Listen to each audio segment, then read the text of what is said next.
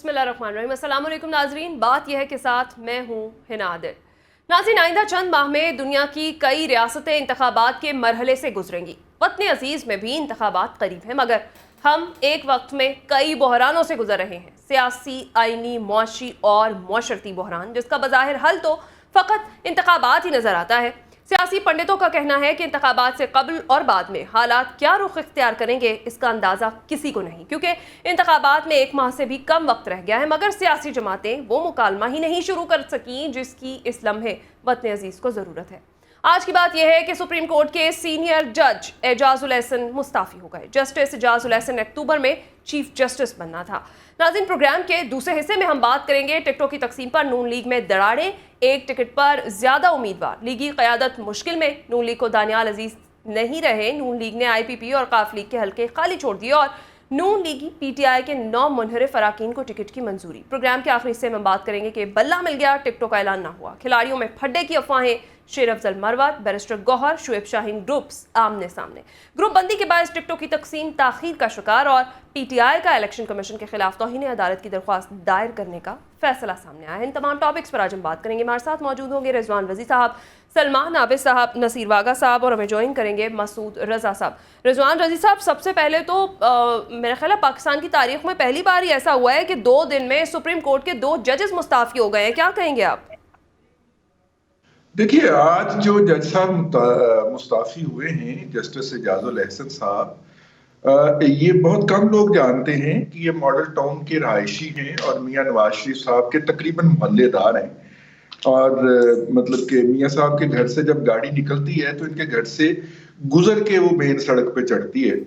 और इनके भाई जो थे वो इत्तेफाक फाउंड्री के अंदर भी मुलाजिम थे, इंजीनियर मेरा ख्याल हैं, और उन्हें वहां से किसी अच्छे नोट पे फारिग नहीं किया गया था। तो इसलिए जो है वो एक चपकलश भी थी। फिर वही भाई जो हैं वो सऊदी अरब में जो इस वक्त हुसैन नवाज की स्टील मिल है, उसके अंदर भी किसी तरह से चले गए कंसल्टेंट बन के, और वहां से फिर हुसैन नवाज ने उनको निकाला।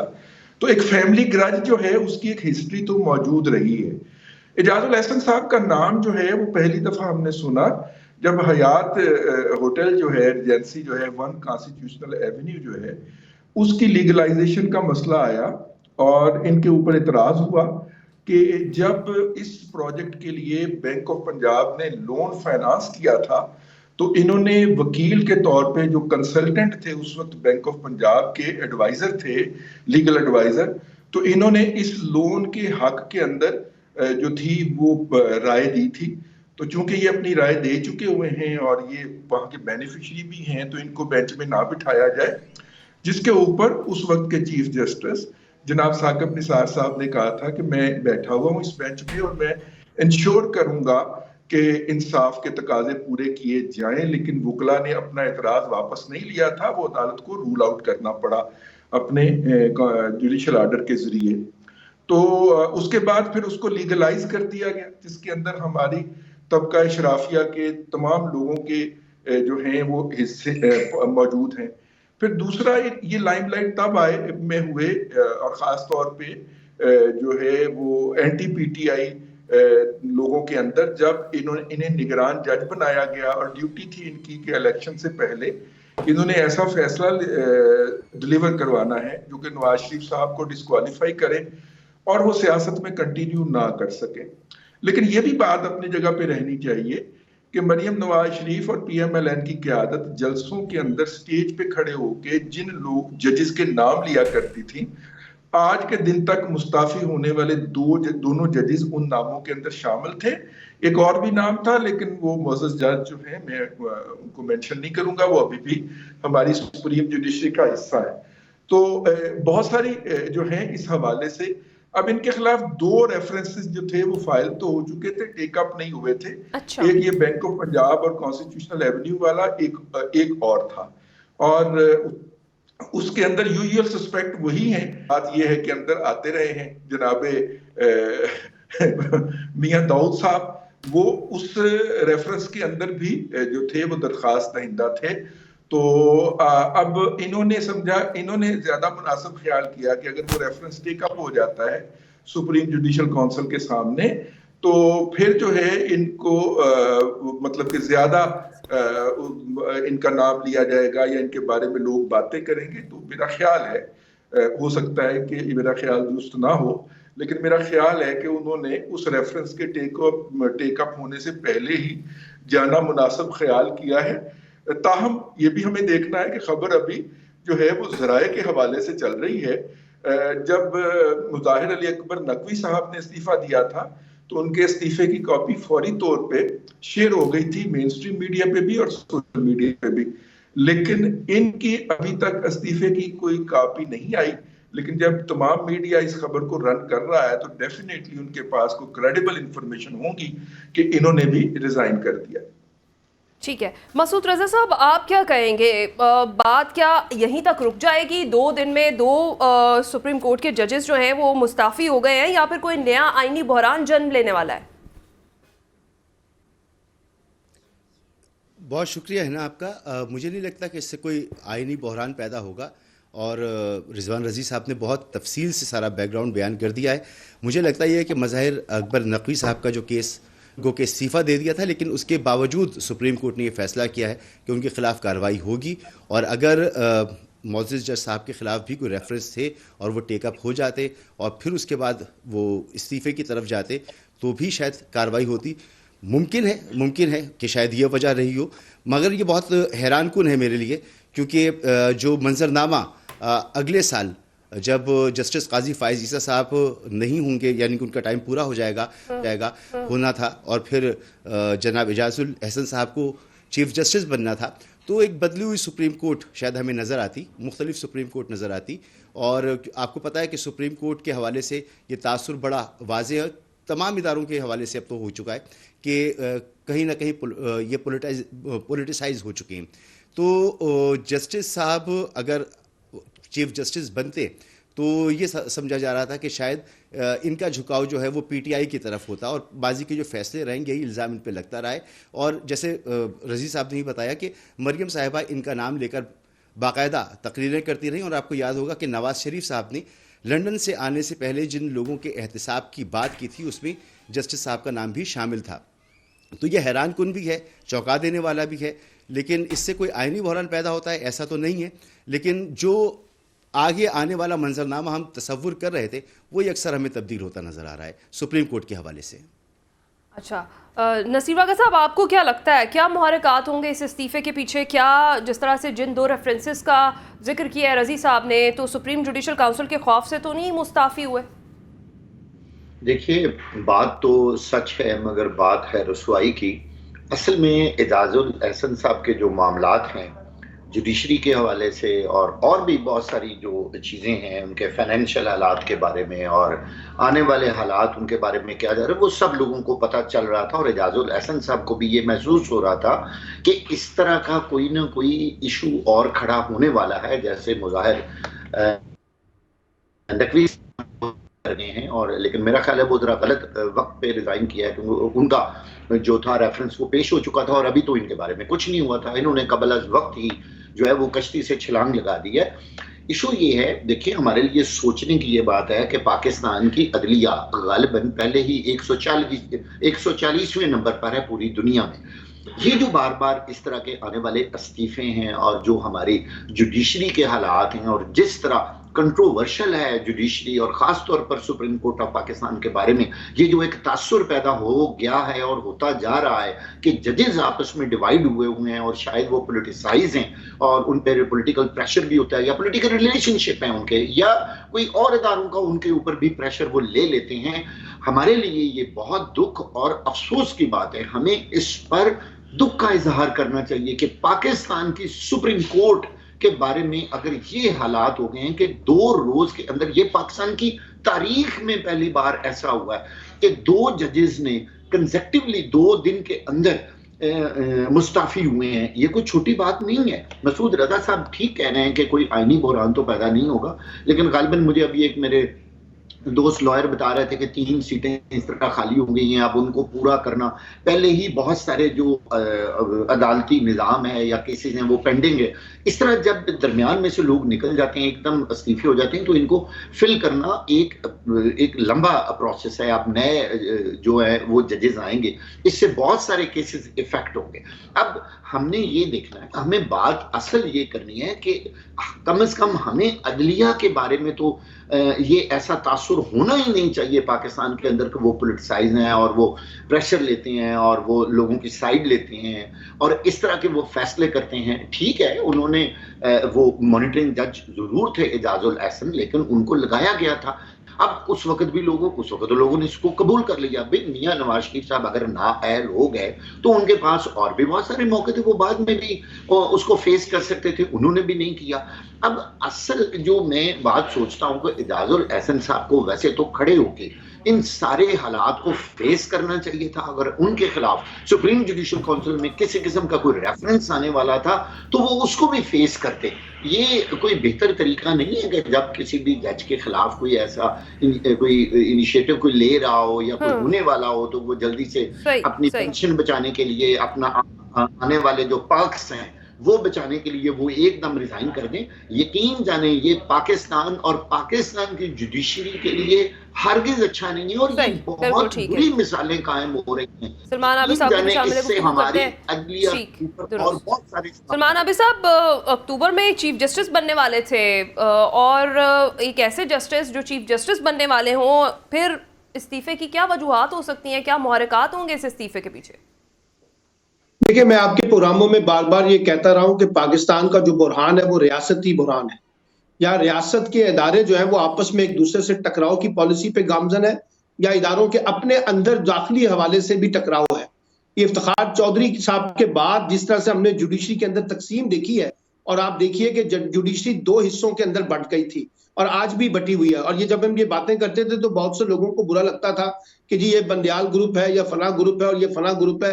तो ये चीजें तो हमारे पास एक नजर आ रही थी बहुत अरसे से कि जुडिशरी के अंदर तकसीम है और उसी की बुनियाद के ऊपर फिर मर्जी के बेंच बनते थे, आपने देखा है। और मर्जी के जब बेंच बनते थे तो मरियम कहती थी बेंच फिक्सिंग होती है। तो ये सारी चीजें हम पहले देखते रहे हैं, अभी भी जो कुछ हो रहा है जुडिशरी के अंदर वो भी सब लोग देख रहे हैं। तो सवाल ये है कि हमारे यहाँ जुडिशरी के अंदर जो तकसीम है वो जाहिर करती है कि पाकिस्तान का एक बड़ा रियासती इदारा जो है उसके अंदर डिवीजन पैदा हो चुकी है। और वो डिवीजन जो है वो उसमें शख्सी टकराव भी हो सकता है, उसमें कुछ सियासी मसाइल भी हो सकते हैं, उसमें प्रेशर भी हो सकता है, उसमें कॉन्स्टिट्यूशनल कॉन्टेक्स्ट में लोगों के अपने एक दूसरे के साथ तहफुजात जुड़ गए हैं और फिर बहुत से लोगों की पर्सनैलिटीज क्लैशेस जो है वो भी हम देखने की कोशिश कर रहे हैं। तो बहुत से मामलात हैं। अब उसकी रिफ्लेक्शन हम ये देख रहे हैं कि जैसे अभी आपने कहा मुज़ाहिर नकवी साहब गए, अभी एजाजुल हसन साहब चले गए और ख्याल ये किया जा रहा है कि शायद मुनीब अख्तर साहब और कुछ और लोग भी शायद इस्तीफा देने का इरादा रखते हैं। अगर ये 2 के बाद और कोई इस्तीफा आता है तो इसका मतलब है कि फिर हम एक अदालती बुरहान की तरफ जाएंगे, एक क्राइसिस क्रिएट हो जाएगा। और ये टकराव कोई अच्छी चीज नहीं है पाकिस्तान के रियासत के कॉन्टेक्स्ट में, पाकिस्तान की सियासत के कॉन्टेक्स्ट में और इवन पाकिस्तान की जुडिशरी के कॉन्टेक्स्ट में। और इससे फिर खुद जुडिशरी के जो चीफ जस्टिस है और बहुत से लोग हैं उन पे भी लोग ये कहेंगे कि क्या माहौल बना हुआ है इस वक्त जिसकी वजह से आपके अंदर लोग जो है वो इकट्ठे मिलकर काम करने के लिए तैयार नहीं है। तो मुझे लगता है कि ये ज्यादा बड़ा सीरियस क्राइसिस है जो आज हुआ है। अब इसके मोहरिकात कुछ भी हो सकते हैं। रिजवान रजी साहब ने कहा, मसूद रजा साहब ने कहा, वागा साहब ने कहा, हो सकता है अकाउंटेबिलिटी का प्रेशर हो, अकाउंटेबिलिटी की वजह से उन्होंने समझा हो कि उनके लिए बेहतर रास्ता है। लेकिन जिस तरह से वो निकले हैं उससे फिर हमने जुडिशरी को पॉलिटिसाइज किया है। ये अकाउंटेबिलिटी अपनी तरफ, लेकिन जुडिशरी की पॉलिटिसाइजेशन भी हमें नजर आ रही है। तो वो मुझे लगता है कि ज्यादा खतरनाक है कि जब वो इदारे जिन्होंने जस्टिस की बेसिस पे और जिन्होंने जस्टिस करना था कॉन्स्टिट्यूशनल के ऊपर, लीगल बेसिस पर, उनके दरमियान पॉलिटिक्स आ जाए। अब देखिए ना, हम तो जजों का नाम लेते ही बता देते हैं कि कौन सा जज जो है वो किस ग्रुप का है और किस पार्टी के साथ उसकी फेवर करता है। यहाँ बहुत से लोग कहेंगे कि फला प्रो पीटीआई जज है, ये प्रो नवाज शरीफ जज है, ये फला वो है। तो हम जब लोगों को इस तरह से कॉल करना शुरू कर देंगे कि फला जज फला पार्टी का है, तो फिर उससे जुडिशरी की जो हालत है वो और पतली हो जाएगी, उसमें और ज्यादा तकसीम पैदा होगी, उससे और ज्यादा टकराव पैदा होगा, उससे और ज्यादा सियासी मसाइल उभर के आ जाएंगे। और अनफॉर्चुनेटली जो अभी वागा साहब ने भी कहा कि हमारे यहाँ जो जुडिशरी के अंदर भी जो पॉलिटिक्स हो रही है और जो मुदाखलतें हैं, रियासती मुदाखलतें हैं बाकायदा, और उसमें हुकूमती मुदाखलतें हैं। अब आपने देखा ना, पिछली दफा आजम नजीर तारड़ साहब ने कहा था कि मैं तो उनको जज नहीं लगाना चाहते, हम उनको जज नहीं लगाना चाहते थे, लेकिन ऊपर से प्रेशर आ गया था। फिर शहबाज शरीफ साहब ने हमें कह दिया, कहीं वो बार काउंसिल प्रेशर बिल्कुल ठीक है। ये जो क्राइसिस है, आप यही कह रहे हैं कि ये तो हम मजीद जजेस बढ़ना की नहीं तकरीरें भी चाहिए। देखिए ना, सही। वो भी ठीक है सलमान आबिद साहब, ज्यादा बिल्कुल पैसे क्रिएट हो रहा है। पाकिस्तान की तारीख में ही शायद पहली बार ऐसे हुआ है कि 2 जजेस सुप्रीम कोर्ट के 2 दिन में मुस्ताफ़ी हुए हैं। हम यही दुआ गो हैं कि अब पाकिस्तान में सियासी और मुआशी बहरान के बाद कहीं आइनी बहरान जन्म न ले ले। नाज़रीन, ब्रेक का वक्त है, ब्रेक पर जाएंगे, ब्रेक के बाद वापस आएंगे, बात करेंगे नून लीग में टिकटॉक की तकसीम पर दरारें सामने आ रही हैं, क्या मामला क्या है, इस पर बात करते हैं इस ब्रेक के बाद।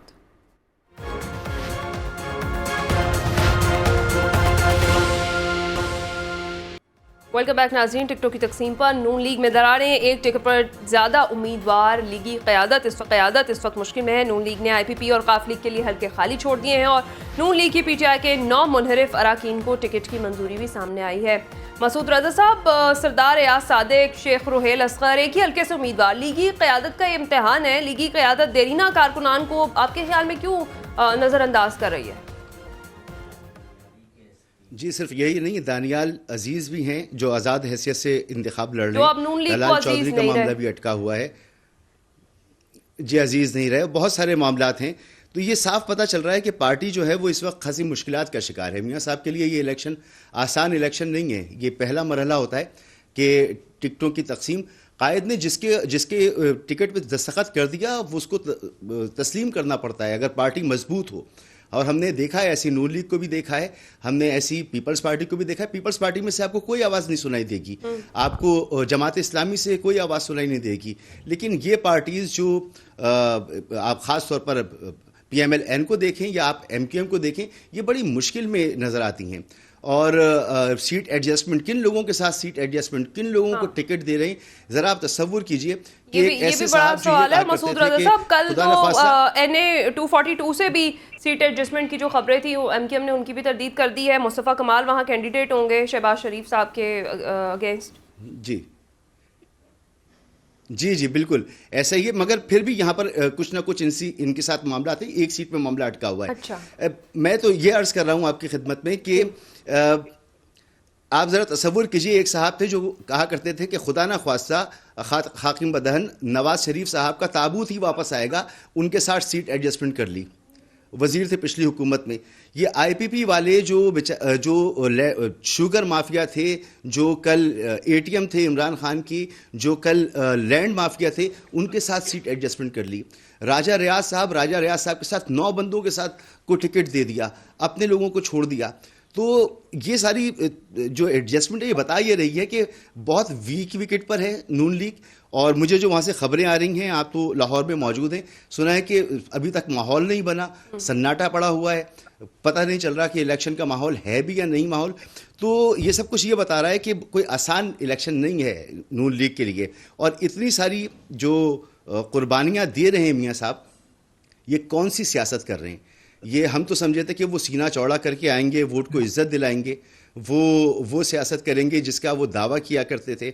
ये तो 40 साल पुरानी सियासत मियाँ साहब कर रहे हैं, वही जोड़ तोड़ की सियासत। जिन लोगों के कल कट्टर मुखालिफ थे, आज उनके लिए मियाँ साहब ने दिल बड़ा कर दिया, दिल कुशादा कर दिया, उनको सीने से लगा लिया। अच्छी बात है, मुफाहमत होनी चाहिए, लेकिन कोई उसूल भी तो होने चाहिए।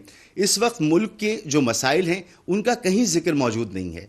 जब आप इन तमाम मामलात में उलझे होंगे और जब आप हुकूमत बनाएंगे तो आप ये भी कह रहे हैं कि जो लोग रह गए हैं उनको हम एडजस्ट करेंगे। इसका मतलब यह है कि जिन लोगों को आपने अभी टिकट दिया है उनको वजारतें भी देंगे आप, जिन लोगों को नहीं दिया फिर उनको मुआविन बनाएंगे, उनको जो है अपना दीगर जगहों पे एडजस्ट करेंगे, हुकूमत के अंदर एडजस्ट करेंगे। तो यह हम टैक्स पेयर का पैसा क्या इसलिए होता है कि आपकी सियासत चमकती रहे और आपकी सियासत जिंदाबाद रहे और मुल्क जो है उसका बेड़ा गर्क रहे।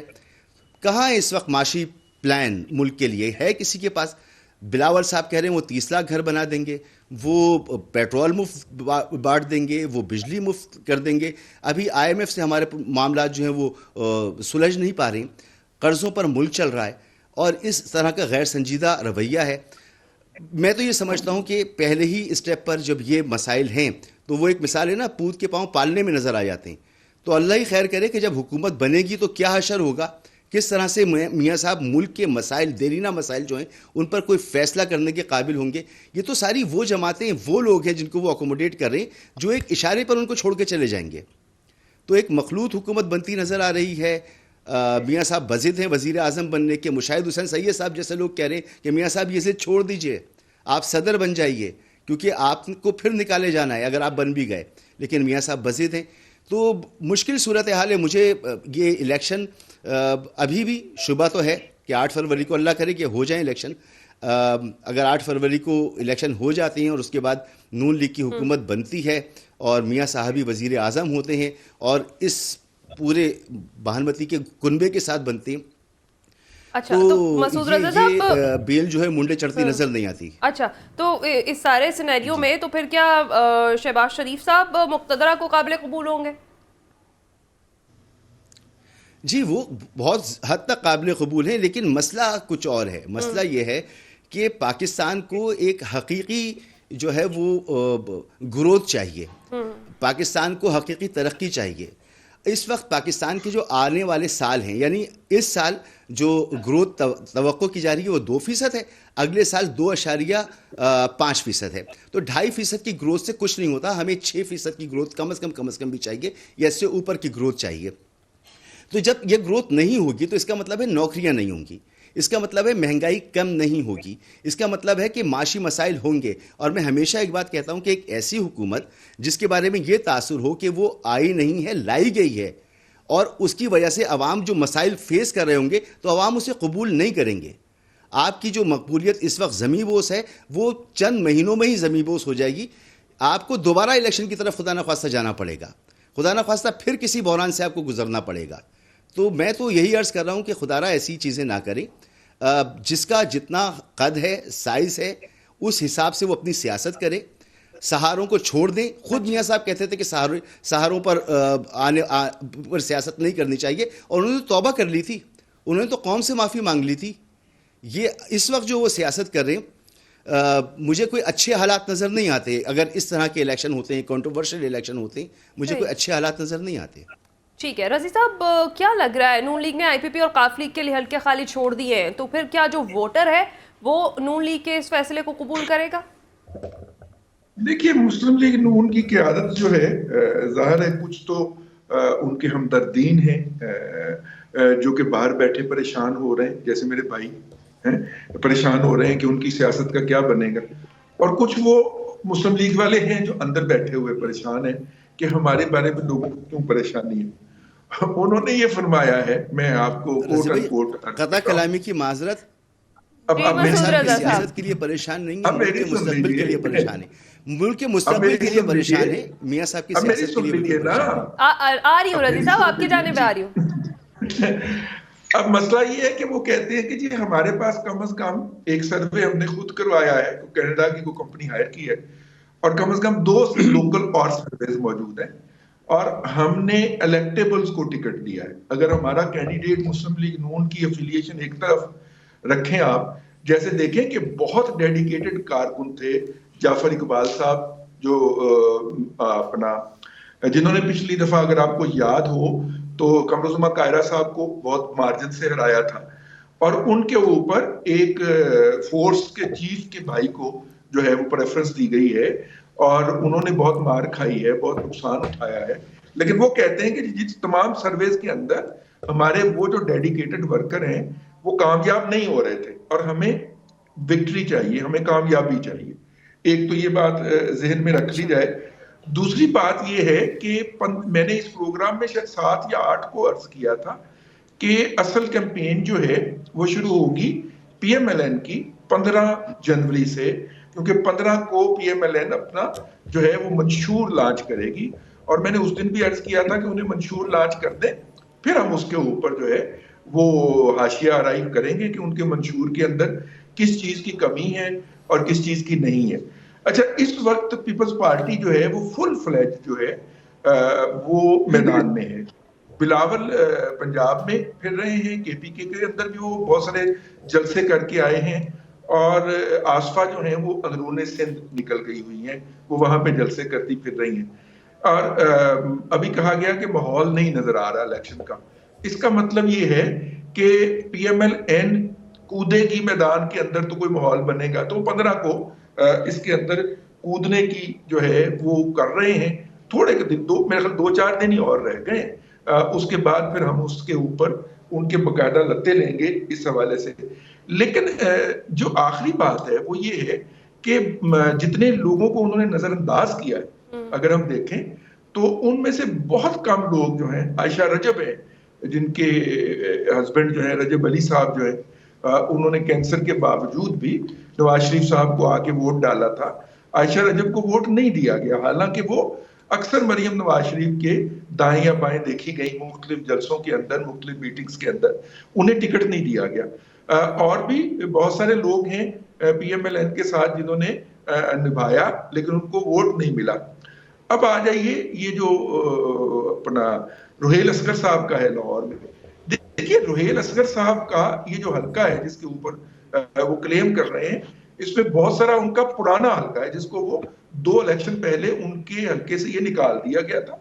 अच्छा। इसलिए सरदार अयाज सादिक साहब इस पे दावेदार हैं क्योंकि उनका ये लास्ट वाला हल्का था। तो ये 2 हल्के, लाहौर के अंदर एक सीट मेरे ख्याल कम हुई है, उसके नतीजे में ये 2 हल्के आपस में मर्ज हुए हैं, ये डिवाइड हुए हैं। इनके कुछ हिस्से निकाल के किसी और तरफ डाल दिए गए हैं और कुछ हिस्से जो हैं वो इधर आ गए हैं। तो दोनों का क्लेम इसके ऊपर हो गया। अच्छा, तो फिर इसीलिए शेख रुहेल असगर कह रहे हैं कि टिकट ना मिला तो फिर आजाद लड़ेंगे वो। हाँ, शेख रुहेल असगर साहब ने ये बहुत अरसा पहले एक जाती मुलाकात के अंदर बताया था कि मुझे तो और कोई काम भी नहीं आता, तो अगर मुझे टिकट मिलेगी तो पार्टी की तरफ से लड़ूंगा, अदरवाइज तो मुझे इलेक्शन तो लड़ना ही लड़ना है। तो ऐसी सूरत के अंदर जो है, अब देखिए शेख रुहेल असगर साहब कंपैरेटिवली अवामी आदमी है, उनका लोगों के साथ राब्ता भी रहा है। उनके साहबजादे भी इस वक्त PMLN यूथ के पंजाब के सरबराह हैं, अगर इसको इस तरह भी देख लिया जाए। और शेख रुहेल असगर साहब जो हैं वो अपने पुराने हल्के के लोगों के साथ भी और जो नया हल्का था जिससे वो लास्ट टाइम MNA थे, लोगों के साथ राब्ते में रहे हैं। सरदार अयाज सादिक साहब ताहम PMLN के किसी जलसे के अंदर नजर नहीं आए, कोई एक आध सेमिनार के अंदर वो आए हों तो उसके बारे में कुछ नहीं कहा जा सकता। जो वो वाला अवामी राब्ता होता है वो भी उनका मुनासिब नहीं था। वैसे उनका अपने हल्के के अंदर, इस हल्के के अंदर सोशल वेलफेयर का बहुत काम है और वो समझते हैं कि उस राब्ते, जो हॉस्पिटल बनाए हैं उन्होंने, जो डिस्पेंसरियां बनाई हैं, जो उनके वालिद साहब ने स्कूल बनाए थे, वो उनको चलाते हैं। तो उनका ख्याल है कि इस तरह से उनका राब्ता रहता है लोगों के साथ, खसूसी तौर पर वो एहतमाम करके नहीं आए। तो कंपैरिजन बेसिकली ये है, क्योंकि शेख रुहेल असगर साहब ने तो अपने भाई भी इसी राह में दिए हुए हैं, तो वो समझते हैं कि उनका ज्यादा हक है, उनको लड़ने दिया जाए। तो देखें अब PMLN के अंदर जो है इस हवाले से बहुत कम मुझे नजर आई है एज कंपेयर टू कि जितने लोगों का हक मारा गया है उसकी निस्बत ये रेशो बहुत कम है। अच्छा, ठीक है। सलमान आबिद साहब, आपको क्या लगता है, जिस तरह से मुस्लिम लीग नून ने उम्मीदवारों के नामों का ऐलान कर दिया है और हमने देखा कि दानियाल अजीज़ जो है वो नज़रअंदाज हुए, इसके साथ साथ देरीना कारकुन नासिर भट्ट है वो लंदन की टिकट करवा रहे हैं, कल उनकी इंतखाबात में उन्हें टिकट नहीं मिली। क्यों लीगी क़यादत देरीना कारकुनान को नज़रअंदाज कर रही है? क्या इसके पीछे हिकमत अमली हो सकती है? देखिए, पहली बात तो यह है कि इंतखाबात में बहुत से लोगों को राजी किया जाता है और बहुत से लोगों को नाराज किया जाता है। ये हर जमात के साथ होता है और बड़ी जमातों को तो ये हालात ज्यादा फेस करने पड़ते हैं। लेकिन देखिए ना, मुबारक हो मुस्लिम लीग नून को, माशाल्लाह अब उनके मुश्तरका उम्मीदवार जहांगीर तरीन भी होंगे, उनके मुश्तरका उम्मीदवार अलीम खान भी होंगे, उनके मुश्तरका उम्मीदवार आमिर कियानी भी हैं, उनके मुश्तरका उम्मीदवार नुमान लंगड़ियाल भी हैं, उनके मुश्तरका उम्मीदवार ओन चौधरी भी हैं, उनके मुश्तरका उम्मीदवार जो है वो क्या कहते हैं ओन चौधरी वगैरह, जो सारे के सारे जो लोग हैं इनके बारे में चौधरी गुलाम सरवर साहब भी हैं। आपने तो सिर्फ दानियाल अजीज तक और एहसन इकबाल तक और ये अयाज सादिक तक मामला रखा, जो कि जो असल मसला है कि जो IPP के साथ उनकी जबरी शादी हुई है, उस जबरी शादी के ऊपर आपने कोई कमेंट नहीं किया। यानी ये कब से मुस्लिम लीग नून की चॉइस बन गए थे ये लोग? आपको भी पता है, मुझे भी पता है कि किस तरीके से एक जबरी बुनियादों पर ये IPP के साथ सीट एडजस्टमेंट हो रही है, मुस्लिम लीग काफ के साथ सीट एडजस्टमेंट हो रही है, राजा रियाज के ग्रुप के साथ जो सीट एडजस्टमेंट हुई है। यानी ये भी जो चीजें देखने की जरूरत है ना, कि जो लोग मुस्लिम लीग नून के खिलाफ थे, और ये गुलाम, सही कहा मसूद अजहर साहब ने कि गुलाम सरवर तो उन लोगों में से थे ना जो ताबूत लेकर आने वाले थे नवाज शरीफ का। अब माशाल्लाह नवाज शरीफ जिंदाबाद के नारे भी लगाएंगे, नवाज शरीफ से बगलगीर भी होंगे।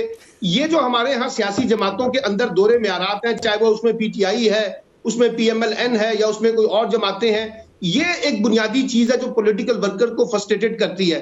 और पॉलिटिकल वर्कर कहता है कि जनाब जब मार खाने की बारी आती है, जद्दोजहद करने की बारी आती है तो हम आगे होते हैं, और जब टिकट बांटने की बारी आती है तो वही एटीएम की मशीनें जो है वो बालादस्त हो जाती हैं। ये आमिर कियानी के बारे में कहा गया, सेहत का बड़ा स्कैंडल, उधर गुलाम सरवर के बारे में कहा गया, पीआईए डूब के खा गए ये लोग सारे के सारे, ओम चौधरी के बारे में क्या गुफ्तगू नहीं होती थी, लेकिन अब देखिए ना कितने लाडले बन गए हैं। तो ये, और ये मैं आपको बताऊं, नवाज शरीफ साहब जाती तौर पे कोई खुश नहीं है इस इत्तेहाद के साथ जो आईपीपी के साथ हो रहा है, लेकिन माशाल्लाह मजबूरियां हैं, क्योंकि आप एक खास डील के तहत पाकिस्तान आए हैं और आपको ये सारी चीजें बर्दाश्त करनी है। अभी अभी आपने मुस्लिम लीग काफ के साथ भी डील करनी है, अभी आपका साथ एमकेएम का मामला भी चल रहा है, उधर बाप पार्टी के लोग भी हैं और वहां पे भी बहुत सी चीजें चलेंगी।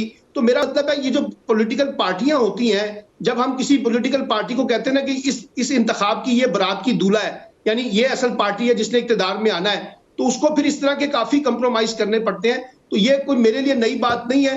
पीएमएलएन हो या पीपल्स पार्टी हो या पीटीआई हो, ये सारी सियासी जमातें जो राइट टाइम होता है उसके ऊपर कंप्रोमाइज कर जाती हैं, अपनी सियासत को भूल जाती हैं। ये बड़ा इंपॉर्टेंट क्वेश्चन है, यही सवाल जो है ना, इसको लेकर हम आगे बढ़ते हैं। नसीर वागा साहब, क्या ख्याल है आपका, क्या वजह है जो सियासी जमातें इंतखाबात के वक्त में फिर पैराशूटर्स और रिश्तेदारों को तरजीह दी जाती है या फिर सीट एडजस्टमेंट जो है वो की जाती है, जो वोटर है उसको ये सब चीज़ें काबिल कबूल होती हैं?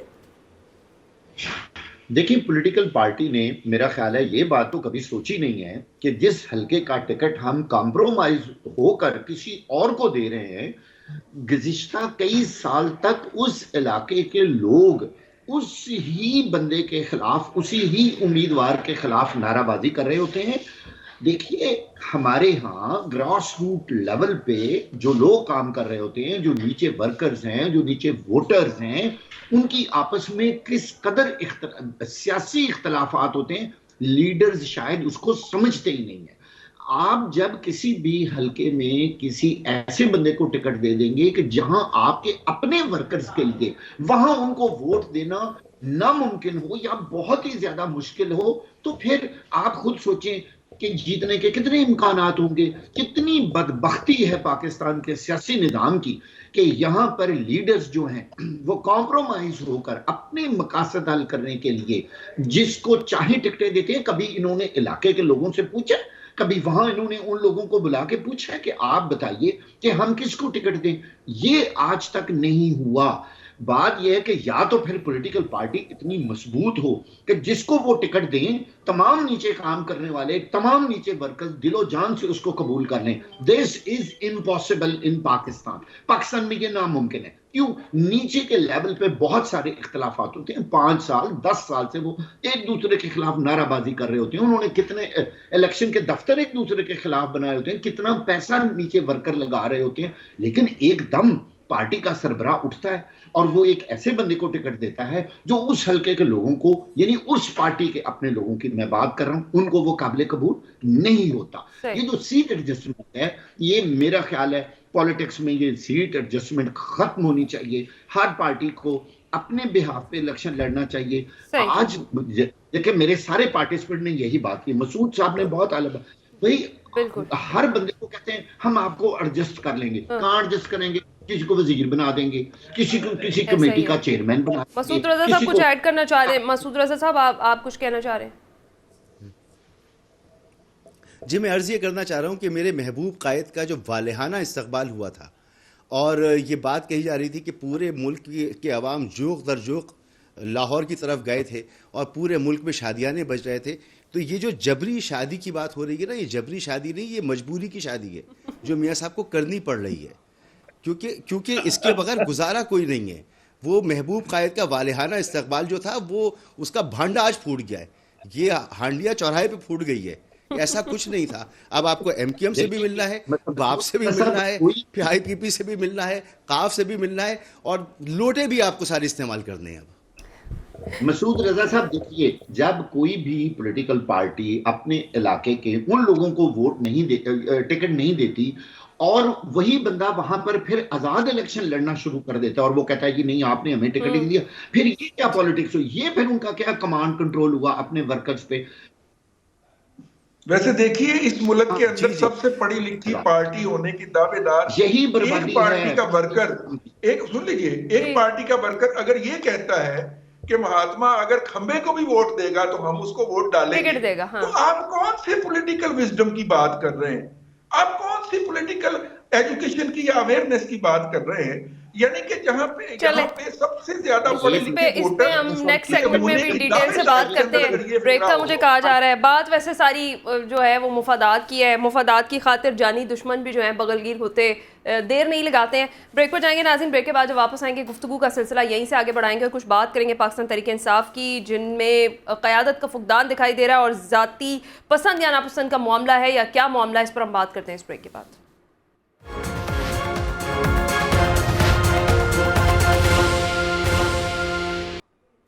वेलकम बैक नाजरीन। ब्रेक के बाद कुछ ज़रा बात कर लेते हैं। पाकिस्तान तहरीक इंसाफ की सियासत की बल्ला मिल गया, लेकिन टिकटों का ऐलान नहीं हो सका है।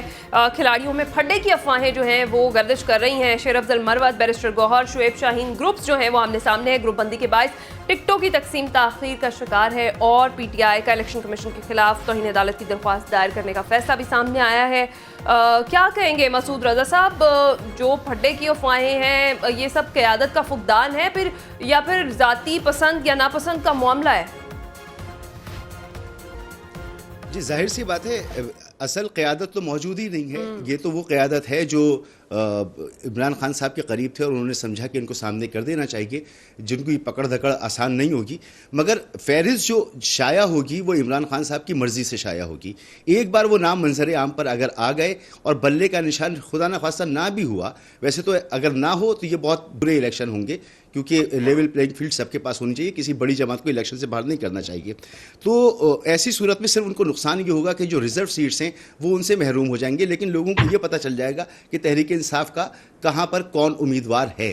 तो जिस वक्त फहरिस्त सामने आएगी तो किसी को कितना गुस्सा है कुछ भी क्या है, क्योंकि ये और जमातों की तरह नहीं है ना कि कोई आज़ाद खड़ा हो जाएगा तो उसको वोट पड़ जाएगा, पार्टी का टिकट मिलना किसी को चाहिए, देना दिया किसी को जा रहा है। ये बहस यहाँ पर नहीं है। यहाँ पर वही बात है कि खंबे को भी खड़ा कर दिया तो खंबे को वोट पड़ेगा। इमरान खान साहब इस पोजीशन में हैं और माजी में भी ऐसे लीडर्स रहे हैं जो जिनकी पूरी ग्रिप रहती थी अपनी आवाम के ऊपर। तो ये लीडरशिप होती है और ये लीडरशिप बनती है। ये लीडरशिप बनती है जब आप किसी उसूल पे खड़े हों, तो कौम भी देखती है कि आप किसी उसूल पे खड़े हैं। जब मियाँ साहब उसूल पे खड़े थे तो उस वक्त मियाँ साहब की भी यही सिचुएशन थी, लेकिन इस वक्त नहीं है। तो मेरे ख्याल में बल्ले का निशान के हवाले से जो पटिशन जो अपील दायर की थी वो तो फ़िलहाल वापस कर दी गई है। कल अगर वो करते हैं और कल ही फैसला अदालत लगती है और कल कोई फ़ैसला आता है तो शायद सूरत हाल बदल सकती है, या हो सकता है कि यही सूरत हाल रहे। तो मेरे ख्याल में PTI के लिए बड़ा अच्छा हो जाएगा कि अगर आज वो अपनी फहरिस्त जारी कर दें और पूरी कौम को पता चल जाए कि कहाँ कहाँ कौन कौन उनके मुकाबले में लड़ रहा है। और मैं समझता हूँ कि पाकिस्तान का सबसे बड़ा मुकाबला जो होगा वो होगा मियाँ नवाज शरीफ साहब के हल्के में, जहाँ यास्मीन राशिद साहिबा जो उनके सामने होंगी, तो वो सबसे बड़ा मुकाबला होगा। और बाकी मुकाबले भी हैं, लेकिन शायद पाकिस्तान का सबसे बड़ा मुकाबला यही होगा। ठीक है जी। रिजवान रजी साहब, आप क्यों कह रहे हैं कि नहीं होगा सबसे बड़ा मुकाबला? देखिए, जितने इलेक्शन गुजरे हैं उनमें मार्जिन बढ़ता ही गया है। पहले 40,000 का था, यही उम्मीदवार थी मुकाबले में। लास्ट इलेक्शन के अंदर 60,000 का मार्जिन हो गया था। तो इसे बड़ा मुकाबला अगर कहने के ऊपर मुसर है तो ठीक है, आपकी मर्जी है। लेकिन देखिए, मैं तो तैयारी करके बैठा था। लेकिन रजी साहब, जोरदार मुकाबला तो हो गई ना। IMF की मैं तो तैयारी करके बैठा था। आपने यहाँ पे जो है वो बल्ले की बात कर दी है। इलेक्शन कमीशन ऑफ पाकिस्तान का जो है वो इजलास हुआ है, जिसके अंदर उन्होंने जो है वो PTI की तरफ से जो उनको नोटिस दिया गया था कि आप जो है वो हमारा निशान और सर्टिफिकेट जो है वो वेबसाइट के ऊपर डिस्प्ले करें, वो नहीं किया। और उसके ऊपर PTI ने उनके खिलाफ पेशावर हाई कोर्ट में कंटेम्प्ट ऑफ कोर्ट मूव की है, जो कि अभी बता रहे हैं। मैं तो सुनने से पहले बैठने से पहले जो मैंने खबरें सुनी थी उनके अंदर तो ये नहीं था, लेकिन मसूद रजा साहब ने फरमाया कि जी वो पिटीशन वापस कर दी गई है। लेकिन जो इलेक्शन कमीशन ऑफ पाकिस्तान ने पिटीशन फाइल की है वो 9:30 बजे के लिए लग गई है, और जिसमें उन्होंने कहा है कि जनाब ये पेशावर हाई कोर्ट ने जो है वो हमें जो है वो प्रॉपर नहीं सुना और हमारे इलेक्शन के प्रोसेस के अंदर मुदाखलत कर रहा है। अब देखिए इसकी कितनी कल पजीराई होती है, ये तो कल ही पता चलेगा इसका। लेकिन एक बात जिसके ऊपर हमें मद्देनजर रखना चाहिए वो ये है कि जेल से मिलके मीर शेर अफजल खान मरवत साहब जो है वो निकलते हैं और वो एक बयान देते हैं कि हमें अदलिया के ऊपर एतमाद नहीं है, चीफ जस्टिस पे भी और इन जजेस के ऊपर भी। और फिर उसी जेल से मिलके बैरिस्टर गौहर साहब निकलते हैं जो कहते हैं कि जी ये साहब जो हैं ये सही नुमाइंदगी नहीं कर रहे, असल नुमाइंदा मैं हूं। फिर दोनों मरकजी सेक्रेटेरिएट जाते हैं और इकट्ठे बैठ के प्रेस कॉन्फ्रेंस करते हैं और उस प्रेस कॉन्फ्रेंस के अंदर भी शेर अफजल साहब जो हैं, शेर अफजल मरवत साहब, वो फिर वही बात दोहराते हैं और उसमें फिर शुएब शाहीन साहब को भी बुला लेते हैं, फिर वही बात हाँ जी, फिर वही बात दोहराते हैं। फिर उसके बाद कॉम्पिटेंट पार्टी जो है वो एक नोटिफिकेशन भी जारी कर देती है कि इनकी बात सही समझी जाएगी और ये जो इख्तलाफी आवाजें हैं ये पार्टी की सही तर्जुमानी नहीं करती। और फिर जब लोग जो हैं केपी से एहतजाज करने के लिए पहुंचते हैं तो इंतजामिया खुद पीटीआई की जो लीडरशिप है वो सेंट्रल सेक्रेटेरिएट को ताले लगा के तो गायब हो जाती है।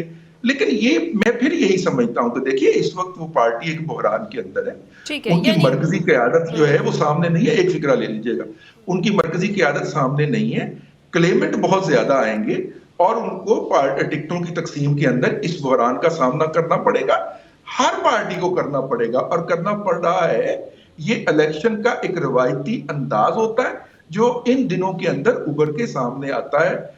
उसे हम अपना एक रूटीन की बात कहें या उसे एक एक्स्ट्रा ऑर्डिनरी कह के तो प्रोग्राम में मौजूद गुफ्तगू रख ले, लेकिन ये होता है। क़यादत का फुकदान जो है वो है इस सब की वजह। नसीर वागा साहब, आप क्या देखते हैं जिस तरह से ये जो ग्रुप्स हैं वो सामने आ रहे हैं, आपको लगता है कि वकला को क़यादत देने का फैसला कहीं महंगा ना पड़ जाए पाकिस्तान तहरीक इंसाफ को? देखिए ऐसा बिल्कुल नहीं होना। अच्छा। मेरा ख्याल है कि तहरीक इंसाफ ने ये जो फैसला किया है ये इमरान खान ने बहुत सोच समझ के किया था और यकीनी तौर पर इसके बहुत मुस्बत नताइज सामने आएंगे। और आपने देख भी लिया है कि कम से कम ये फैसला करने के बाद वो जो गिरफ्तारियों का एक सिलसिला था, वकला को पकड़ना और आम आवाम का तो खैर वैसे ही बुरा हाल है। अब बात ये है कि हर पॉलिटिकल पार्टी में ये प्रॉब्लम हो रहा है, जब भी टिकटें, अब देख लीजिए पीटीआई में भी यही होना है, जिन लोगों को ये टिकटें देंगे उनमें से बहुत सारे लोग जिनको नहीं मिलेंगी टिकटें वो नाराज हो जाएंगे और यकीनी तौर पर वो जो एक दिली सपोर्ट होती है पार्टी की वो नहीं रहती। ये हमारे पॉलिटिक्स के, पाकिस्तान के पॉलिटिक्स के निज़ाम में यही प्रॉब्लम है। जिसको टिकट ना मिला वो अंदर से खिलाफ हो गया, ऊपर से नारे लगाता रहेगा, लेकिन उस दिल जमी और उस तरीके से वो कोशिश नहीं करेगा दूसरे उम्मीदवार को कामयाब करने की। अब ये होता है एक पार्टी का सिस्टम, एक पॉलिटिकल पार्टी का, कि जब उन्होंने किसी को अनाउंस कर दिया तो हकीकत में तो उस पे सब लोगों को मोहर लगानी चाहिए और उस पे आमीन करना चाहिए। अब एक हल्के में से देखिए टिकट तो एक ही, एमएनए की भी एक ही टिकट देनी है पीटीआई ने और एमपीए की भी एक ही टिकट देनी है। लेकिन ये सिर्फ पीटीआई नहीं या दूसरी पार्टी नहीं, ये सारी पार्टियां इस इशू को फेस करेंगे। अभी हम पहले नून लीग की बात कर रहे थे, वो सीट एडजस्टमेंट की जरूरत नहीं पेश आई, उसके टिकट लेने वालों की तादाद बहुत बड़ी है और लोगों का ये ख्याल है कि जैसे कभी जुल्फकार अली भुट्टो के बारे में कहा जाता था कि अगर वो खंबे को खड़ा कर दें तो खंबे को भी लोग वोट डालेंगे और इवन मियां नवाज शरीफ पर भी ये वक्त आया था। अब देखना ये है कि इमरान खान के बारे में जो लोग बातें कर रहे हैं वो किस हद तक सच साबित होती है, इसका 8 फरवरी में मैं चाहूंगी सलमान आबिद साहब का पॉइंट ऑफ व्यू भी हम जाने। सलमान आबिद साहब, जो अब जिस तरह से फैसला कर लिया गया है इलेक्शन कमीशन की जानिब से, सुप्रीम कोर्ट से रुजू किया गया है, कल समाअत होगी, क्या ख्याल है मामला क्या रुख इख्तियार कर सकता है? मैंने कल भी अपने प्रोग्राम में कहा था कि इलेक्शन कमीशन को इसमें फरीक नहीं बनना चाहिए था। वो बिला वजह इस पूरे खेल के अंदर एक पार्टी बन गया है और ये मुकाबला पीटीआई वर्सेस इलेक्शन कमीशन बन गया है। ये बुनियादी तौर पे अकबर एस बाबर साहब है, ये उनका मसला था, उनको फरीक बनना चाहिए था, लेकिन इलेक्शन कमीशन खुद एक पार्टी बना हुआ है। लेट्स सी अब सुप्रीम कोर्ट क्या फैसला करता है, वो सामने आ जाएगा। दूसरी बात मैं आपको वजाहत कर दूं, ये जो पीटीआई के अंदर वकला के अंदर टिकटों की तकसीम होनी थी ना जी, उसका खेल अब काफी हद तक कमजोर हो चुका है, क्योंकि इलेक्शन ट्रिब्यूनल से पहली लीडरशिप और सेकंड लाइन लीडरशिप के 70-75-80% कागजात मंजूर हो चुके हैं। अब वही लोग हैं जो पुराने इस वक्त एमपीए एमएनए हैं, अगर आप लाहौर में भी देखें, बाकी जगह पे भी देखें, तो उनको टिकटें मिल चुकी हैं एक सतह के ऊपर और वो उनको अपना इलेक्शन लड़ने की इजाजत भी मिल गई है।